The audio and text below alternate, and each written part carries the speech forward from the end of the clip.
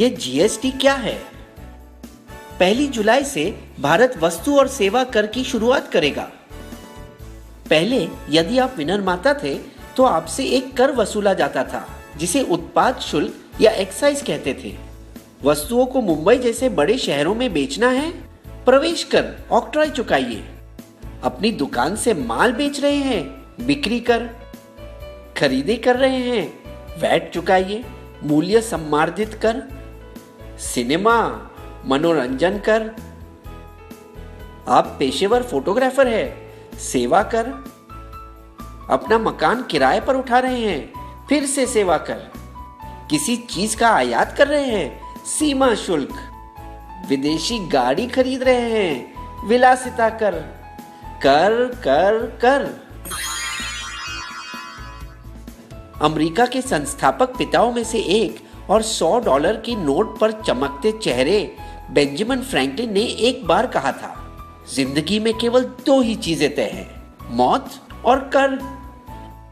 हर एक सरकार अपने खजाने को भरने के लिए नए कर की इजाद करती है। अब भला और कौन सा कर मैं लाऊं?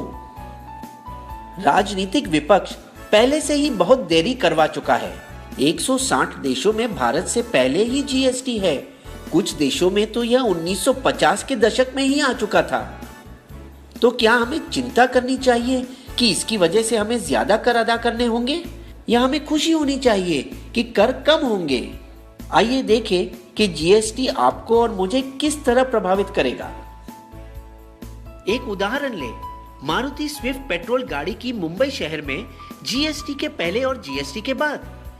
समझिए कि गाड़ी का दाम 100 रुपए है, जैसे कि केंद्रीय उत्पाद शुल्क 12.5%, सेस 1%, प्रवेश कर 4.5%, वैट 13.5%, भाड़ा 5 और बीमा 2%। कुल मिलाकर दाम बनता है 143।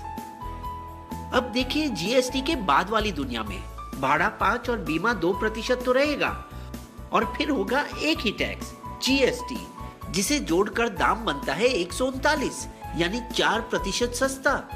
दिल्ली राज्य के अलग करों की वजह से यह दाम बढ़ेगा। 85 वस्तुओं 1211 में से फल, सब्जी, गुड़, अनाज और दूध पर कोई कर नहीं। जीएसटी को 4 वर्गों में अलग किया गया। 5% शक्कर, चाय, कॉफी, खाने का तेल। 12% मक्खन, मोबाइल फोन, प्रेशर कुकर। 18% बालों का तेल, साबुन, दंत मंजन, भारी तंत्र और कारखानों की कुछ वस्तुओं। 28% गाड़ी, फ्रिज, टीवी और ऐसी चीजों।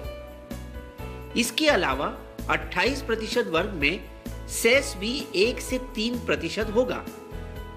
हम भारत में यूरोप संघ की तरह एक साझा बाजार बना रहे हैं, जहां वस्तुओं को एक से दूसरे राज्य में भेजना आसान हो जाएगा। कुछ जीत और कुछ हार मिलाकर बस वही खर्च होगा जो अब होता है, लेकिन ये सब वस्तु सस्ती पड़ेगी। दंत मंजन, बालों का तेल और शैम्पू, गाड़ियां, बैटरी, फिल्मों और हवाई जहाजों के टिकटें, और कुछ जो महंगी होगी, टीवी, फ्रिज, एसी, लैपटॉप, आयुर्वेदिक औषधों, पेंट्स और आपका मोबाइल बिल। लेकिन सरकार को कुछ मुश्किल बातों का सामना करना पड़ा। पैराशूट बालों में लगाने का तेल है या खाना पकाने का? यदि ये खाना पकाने का तेल है तो इसे अनिवार्य वस्तु माना जाएगा और इस पर कम कर होगा 5%। विक्स की गोली दवाई है या मिठाई?